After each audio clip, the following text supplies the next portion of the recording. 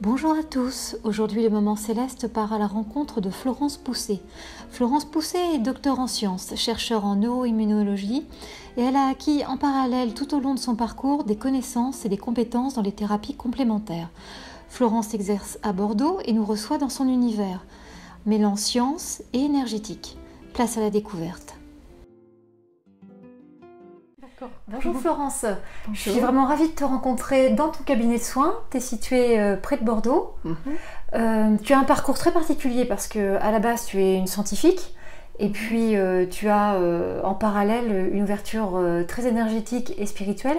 Peux-tu nous en dire plus et peux-tu nous expliquer ton parcours de vie entre justement ce côté très cartésien et lié à la physique et ce côté spirituel et éveillé? Donc je suis scientifique de formation, je suis docteur en sciences et donc j'ai travaillé dans l'industrie pharmaceutique et agroalimentaire. Et puis en parallèle de mon parcours scientifique, je me suis formée à de nombreuses thérapies complémentaires. D'accord. Et donc depuis toute petite, je suis toujours intéressée par, à l'époque on appelait ça la parapsychologie. Oui. Et je ressentais le besoin de soigner les autres avec les mains, mais je ne savais pas comment m'y prendre. Donc j'ai commencé à apprendre des techniques de massage, mais vraiment l'ouverture s'est faite quand j'ai commencé le yoga. Donc à 25 ans, j'ai commencé à pratiquer le yoga et c'est mon prof de yoga qui m'a réveillée à ma spiritualité en fait. D'accord. Donc j'ai pratiqué le yoga, le tai chi chuan, la méditation et ensuite j'ai appris de nombreuses techniques, donc l'homéopathie uniciste, l'acupuncture, la kinésiologie, la lithothérapie. Bon, puis après, moi je suis une étudiante perpétuelle, donc je suis toujours en train d'apprendre. D'accord, ok. Et dernièrement l'hypnose. Donc en fait j'ai créé une boîte à outils. Et puis suivant la personne qui vient, sa problématique et ce que je ressens qu'elle est prête à faire, mais je vais prendre un outil plutôt qu'un autre pour pouvoir l'accompagner. D'accord. Moi je voulais revenir au yoga parce que beaucoup de gens font du yoga et pour autant il n'y a pas cet éveil spirituel. Qu'est-ce qui à ton avis s'est passé en passant par le yoga pour arriver à cet éveil spirituel? Tu as eu des perceptions, des visions, quelque chose, il y a eu un déclic, il y a eu Mais parce que c'est une discipline très enrichissante parce qu'elle nous apprend la maîtrise du corps, de la respiration et du mental. Et pour moi, c'est une technique de base. Quand on fait du yoga, on peut faire n'importe quel sport derrière. On est préparé à tout. Oui. Donc en fait, c'est complet. Donc oui. Et on travaille aussi sur le mental, sur la maîtrise du mental. Donc qui dit maîtrise du mental, dit maîtrise des pensées. Et ça rejoint la pleine conscience et en fait cet aspect méditatif qui permet justement de pouvoir mettre les choses, les poser pour travailler sur notre corps. Et à la fois c'est une première approche de l'énergie et du travail énergétique, de l'apprentissage des corps d'énergie, etc. De ressentir l'énergie qui circule quand on fait du tai chi. Puisqu'on s'en sert après en soin pour ressentir l'énergie qui circule chez une personne. Toi, quand tu ressens l'énergie, c'est une perception par tes sens, on va dire par le toucher, ou c'est quelque chose qui passe par des perceptions extrasensorielles? C'est lié à ton intuition, c'est lié... Je dirais à la fois un peu à tout. D'accord. C'est-à-dire qu'avec les mains, bon après ça s'est développé avec la pratique bien sûr, c'est pas chez moi donc c'est pas inné. Et donc à la fois je peux ressentir avec les mains. Et à la fois, si je me connecte bien à la personne, je peux voir une image dans ma tête de ce qu'il y a à travailler. Et de temps en temps, j'ai des informations en direct. Comme des flashs en fait qui arrivent. Ou des flashs en images, ou des mots qui me viennent avec insistance. Et donc moi, évidemment, bien souvent, ça ne me parle pas. Et puis je dis à la personne, bon, ce mot-là, ça vous parle? Et puis alors là, elle me raconte le reste. Ça vient débloquer un nœud quelque part. Tu penses que tu es en connexion en fait, avec tes guides, avec quelque chose, que ces mots que tu entends, tu penses que c'est ce genre de présence qui vient t'aider et te... Voilà. Oui, parce qu'en fait, on est juste des intermédiaires. Tout à fait, c'est pas nous. Non, ce qui me paraît incroyable vu ton parcours, c'est ce côté très cartésien, très, mathématique, physique, et cette ouverture. Je trouve ça vraiment génial parce que c'est rare. Généralement, on a du mal à quitter ce côté cartésien. Voilà, les choses se prouvent par A plus B et de s'ouvrir à la fois à ses perceptions, à ce qu'on entend. Tu vois, je te dirais que ça n'a pas été si facile que ça parce que quand j'étais en sciences, quand je travaillais toute la journée dans un laboratoire de recherche, le soir et le week-end, je faisais tout à fait autre chose qui n'avait rien à voir avec la science. C'était un peu ça. J'étais sur deux chemins parallèles, mais j'arrivais pas à les faire converger. Et c'était difficile pour moi parce que quand j'essayais d'aborder avec mes collègues de travail ce monde-là, on me prenait pour une illuminée et je pense qu'on me prend encore pour une illuminée parce qu'ils sont enfermés dans leur côté cartésien et ils n'arrivent pas à s'ouvrir à autre chose. Bon, je ne dis pas que c'est la majorité, mais quand même, aujourd'hui, il y a encore pas mal de réticences parce que ce n'est pas démontré par la science. Et la chance que l'on a depuis ces dernières années, c'est que science et spiritualité se rejoignent. Tout à fait. Et que c'est la même chose. Pour moi, c'est comme un peu le yin et le yang, c'est le rationnel et l'irrationnel, le visible et l'invisible. Et ce sont que les deux facettes d'une même chose pour moi. Tout à fait. Non, tu fais penser à Jean-Jacques Charbonnier avec son... Voilà, c'est pas son combat, mais étant lui médecin, vous avez cette approche vraiment mêlant science et éveil et choses comme ça. Mais je te dirais que ça n'a pas été facile parce que après, bon, déjà vis-à-vis des personnes qui t'entourent, c'est difficile. Et ensuite, j'ai fait après un jour le choix de dire ok, la science me correspond plus, en tout cas la façon dont c'est pratiqué, et j'ai fait le choix d'aller vers ma passion. Quoi qu'on dise. Oui, mais tu fais bien. Enfin, c'est ton chemin de vie quelque part. Donc il y a la fluidité qui s'installe et puis voilà. Non, c'est courageux de ta part. Mais... Non, puis après aujourd'hui, ce que j'essaie de faire, c'est tous les acquis de science, c'est pouvoir les mettre au service de ces thérapies complémentaires. Oui, c'est ce qu'on va voir avec le BioWell.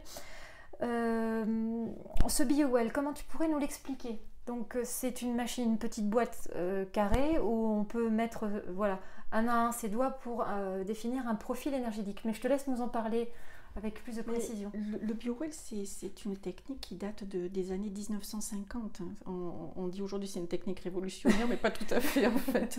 Mais bon, tout le monde connaissait à peu près parce que ça repose sur l'effet Kirlian. Donc les époux Kirlian étaient des physiciens russes. Un jour, lorsqu'ils ont envoyé une onde électromagnétique sur des objets ou sur des êtres vivants, que ce soit un végétal, animal ou un homme, ils ont observé un halo de lumière. Et donc, la technologie du BioWell est basée sur cet effet Kirlian. Sauf que depuis toutes ces années, ça a été repris par l'Université de Saint-Pétersbourg, ça a été approfondi. Et ils ont en fait modélisé toutes les données de la médecine traditionnelle, conventionnelle, de la médecine ayurvédique, de la médecine traditionnelle chinoise, des données d'astrologie. Donc tout ceci, ça a été modélisé, informatisé, et ils ont créé cette machine.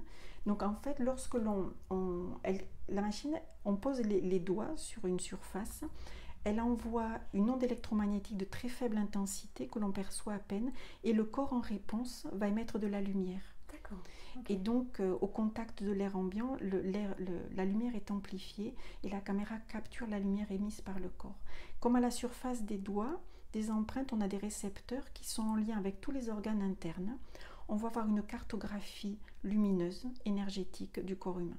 Donc en fait, la caméra GDV BioWell, c'est un outil qui permet de faire un bilan énergétique d'une personne. Complet en fait, c'est vraiment... Complet parce qu'on va avoir donc une vue du champ d'énergie humaine, et sachant que suivant où on va regarder se positionner, on va lire tel ou tel organe. Ensuite, on a l'alignement des centres d'énergie qui sont disposés, des chakras, qui évidemment sont un peu comme les réserves d'énergie qui alimentent tous les organes qui sont situés à proximité. Ensuite, on a la quantité d'énergie dans les méridiens d'acupuncture, on a le niveau de stress d'une personne, on a l'énergie globale de la personne, on a un équilibre droite-gauche, cerveau droit, cerveau gauche, donc comment la personne utilise son côté rationnel ou intuitif. Et ensuite, on a l'énergie de tous les organes internes. Donc, c'est extrêmement précis parce qu'on a la tête avec les yeux, les oreilles, sinus, mâchoire, on a gorge, larynx, trachée, tout le système respiratoire, tout le système digestif, tous les étages de la colonne vertébrale, tout le système génital urinaire, immunitaire, nerveux. Donc, c'est assez complet. Donc, en gros... On t'amène quelqu'un, on fait le test et tout de suite tu sais quelque part l'organe défaillant, les soins à apporter parce que c'est une cartographie générale en très peu de temps, en 2 minutes, le temps de traiter les données. Oui. Moi ce qui m'a beaucoup intéressée c'est au niveau des chakras parce qu'on voit la taille, on voit l'alignement Et du coup, je me dis, c'est assez fort parce qu'on voit tout de suite quand on est intéressé par l'énergétique et les chakras, vraiment les zones, c'est une autre grille de lecture du corps humain. On a un mélange entre science et quelque part spiritualité, parce que les chakras, c'est des centres d'énergie plus spirituels, voilà, qui font partie d'une autre grille énergétique. Et je trouve intéressant justement par le biais de la science, comme ça, d'accéder à cette grille énergétique. Donc j'ai été captivée, moi, par cet instrument. Ce qui fait pour moi la force de la caméra GDV, c'est que jusqu'à présent, toutes les thérapies complémentaires travaillent sur l'énergie. Or, l'énergie, ça ne parle pas à un médecin, ça ne parle pas à un chimiste, ça parle qu'au physicien. Et c'est un des rares outils qui permet de visualiser ce qui se passe pendant un soin de thérapie complémentaire. Et c'est pour ça que je trouve que ce petit appareil est vraiment extraordinaire. Donc moi j'ai fait des tests dans mon entourage avec un certain nombre de personnes qui pratiquent la réflexologie plantaire, donc l'hypnose, on a fait les bains de lumière, donc j'ai fait mes tests pour la kinésio. Donc, et à chaque fois... Quand tu parles du test, en fait, c'est avant-après. Voilà, j'ai pris des mesures d'une personne avant la séance, pendant un soin, quel qu'il soit, et après la séance. Et dans tous les cas, on voit une modification du champ d'énergie, modification des centres d'énergie, et toutes les données qui sont montrées sont chiffrées. C'est-à-dire que derrière, on peut collecter l'information, on peut établir des statistiques, etc. Donc, c'est un petit côté scientifique, mais je pense que c'est cet outil qui va nous permettre de faire valoir ou de supporter d'un point de vue scientifique ces thérapies. Tout à fait. Alors, dans le cadre d'un stress, par exemple, tu as aussi un son dont tu m'as parlé. Alors là, voilà, ça c'est par exemple ici on a l'échelle de stress. Oui. Donc, il faut savoir que toutes les données qui sont enregistrées, modélisées, il y a des enregistrements qui ont été faits sur des milliers de personnes, ce qui a permis d'établir des algorithmes et d'établir des échelles arbitraires de mesure. Donc là, par exemple, pour le stress, on a une échelle arbitraire de 1 à 10. Et suivant les zones couleurs, on va voir si une personne est en état méditatif, dans un état de stress normal, donc un état normal plutôt, et ensuite des niveaux de stress croissants. Et l'appareil, avec toutes les données qu'il a capturées d'une personne, il établit une fréquence vibratoire. Et cette fréquence vibratoire, elle est délivrée sous forme de sons, ce qu'on appelle des sons binauraux. C'est-à-dire qu'il y a un son qui est transmis à l'oreille gauche, un son différent qui est transmis à l'oreille droite. Et le cerveau n'a pas d'autre choix que de resynchroniser l'hémisphère droit et l'hémisphère gauche, de façon à retrouver ce qu'on appelle le fonctionnement d'un cerveau intégré. Et il va créer un troisième son. Et en fait, c'est la reconnexion des deux hémisphères que l'on oblige un peu, on force à retravailler ensemble. C'est une gymnastique en fait du cerveau qui est imposée pour justement... Et ça va relancer toute la machinerie cellulaire. C'est magique en fait, il y a quelque chose d'incroyable quoi. Enfin, c'est magique, mais ce sont les soins de demain de toute façon, je pense les soins vibratoires. Oui. Et ensuite, cette vibration, on peut la transmettre avec une sonde à de l'eau. Donc, on va informer de l'eau. Et comme le corps humain est constitué à 70% d'eau, en buvant cette eau, on va réinformer l'eau du corps. Donc, en fait, on a un soin informationnel avec l'eau et vibratoire avec les sons. Oui. Et donc, ce son, on l'écoute pendant 21 jours. Enfin, comme tout protocole pour les cellules, pour les réengrammer, en fait, leur donner une nouvelle information, une nouvelle vibration. Donc en général, les personnes sortent de la séance avec les sons qu'elles vont écouter pendant 21 jours, matin et soir, ou voire plus lorsqu'il y a un état de stress. Parce qu'en fait, on a pas mal de retours de patients. Donc, sur les effets des sons binauraux. Donc on a des très bons retours sur le stress, diminution de l'intensité du stress, soit à une seule écoute, soit au bout de 2-3 écoutes consécutives, on a une diminution du stress en une demi-heure de temps, et qui se maintient dans le temps, parce que moi je l'ai fait pour moi-même, et à 3 écoutes consécutives, le niveau de stress a baissé, et 24 heures après c'était maintenu, donc ça a vraiment une efficacité. On a eu des retours de personnes suite à des douleurs. Donc une jeune femme qui souffrait de douleurs de règles une nuit, ça fait pendant 3 heures, elle se tournait dans tous les sens. Elle a eu la présence d'esprit d'écouter la musique plusieurs fois d'affilée. En une demi-heure, il y a eu la fréquence et l'intensité des douleurs qui ont diminué. Et une demi-heure après, elle dormait. Donc c'est pareil pour les gens qui font des insomnies, par exemple. Donc voilà, on a des retours patients comme ça. D'accord. Oui, je trouve ça... et ce qui est pertinent aussi, c'est que... on visualise ce qui se passe. Donc quand on peut suivre des personnes dans le temps, comme les personnes qui viennent 1 fois par trimestre ou 2 fois, 3 fois dans l'année, voire plus fréquemment, les personnes, on peut voir l'évolution de leur rééquilibrage énergétique et donc de santé. Et ça a un impact psychologique hyper important.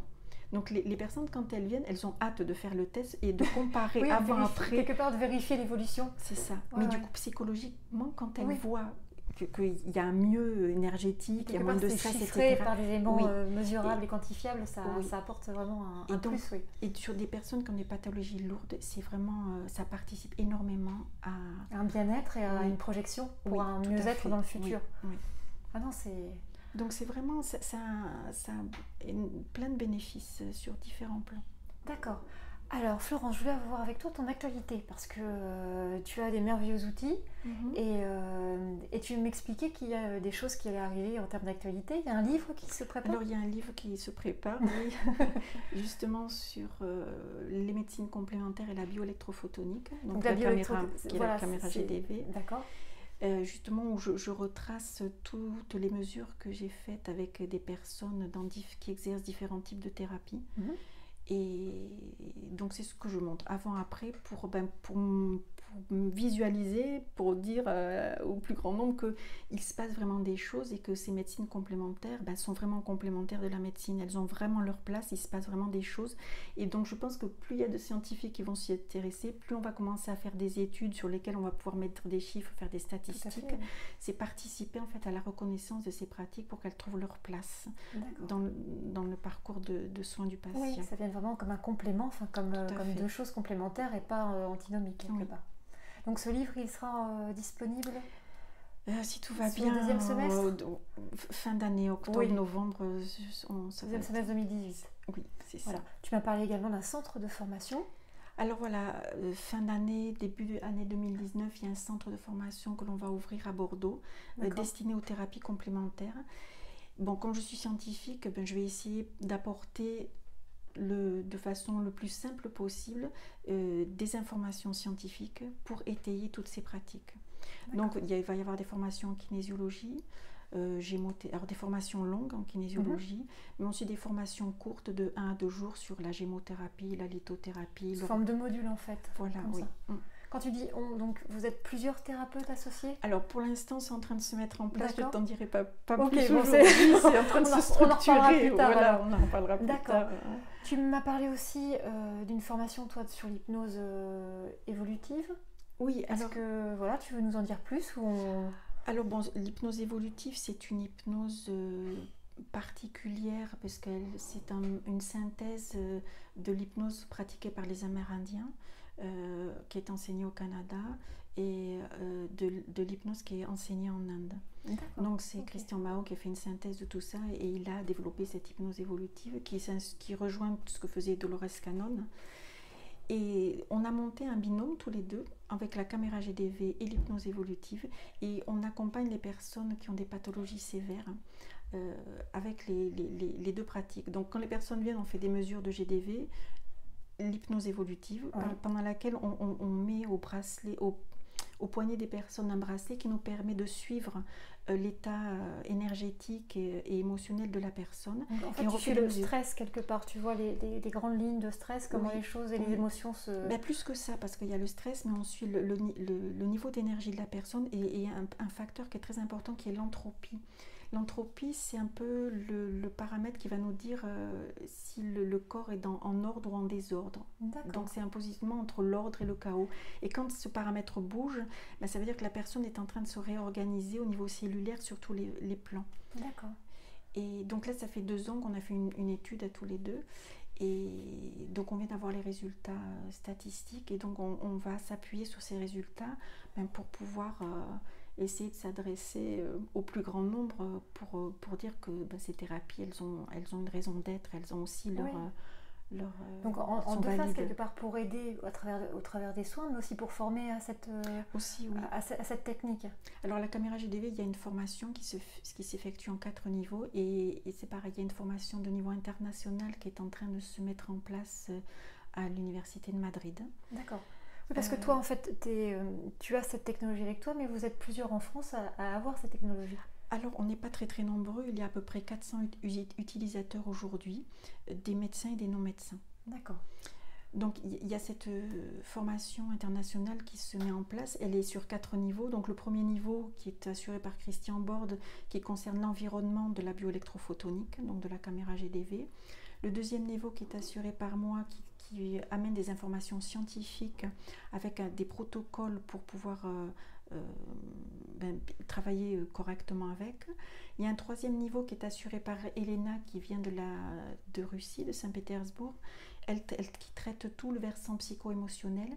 Et le dernier niveau est assuré par Konstantin Korotkov, qui est professeur à l'université de Saint-Pétersbourg et responsable du département de bioélectrophotonique. Et donc c'est lui qui se déplace dans le monde entier, qui fait des formations et qui traite de la caméra GDV. D'accord. Non, moi je découvre et je suis abasourdie parce que je trouve que c'est un instrument incroyable, que ça se développe vitesse grand V quand même. Oui, de plus en plus. Et que c'est un complément, pour mesurer, parce que tout chacun va chez un thérapeute, par exemple, oui, en hypnose, en thérapie brève, et on ne sait pas réellement, on peut avoir des ressentis personnels, mais pouvoir quantifier les choses, dire il y a un avant, il y a un après, et moi je cherche à me diriger vers tel alignement, telle chose, c'est formidable, ça donne une transparence en tout cas aux choses. Aussi, oui. Ça permet de guider un peu le travail du thérapeute, mais au-delà, ça apporte les soins, il ne faut pas l'oublier, fréquentiels et vibratoires à la personne. Oui. Disons que suite à la séance chez un thérapeute, la personne, elle va pouvoir continuer un soin chez elle en buvant l'eau informée, en écoutant les sons binauraux. Donc c'est un suivi de séance à la maison, en quelque sorte. Bon, c'est épatant, Florence. Je te remercie beaucoup de nous avoir reçus. Et puis, de toute façon, on se tient au courant. Sur le Moment Céleste, il y aura, dès que ton livre sortira, un petit post pour informer les gens qui nous suivent et qui te suivent. Et puis, on se tient au courant pour la suite de ton actualité. Très bien. Merci beaucoup. Belle journée à toi. Merci. Vous avez apprécié ce Moment Céleste? Suivez notre actualité en vous abonnant à la chaîne YouTube ou en suivant la page Facebook. Notre prochain Moment Céleste sera en compagnie de la médium Dominique Vallée. Je vous dis à très bientôt.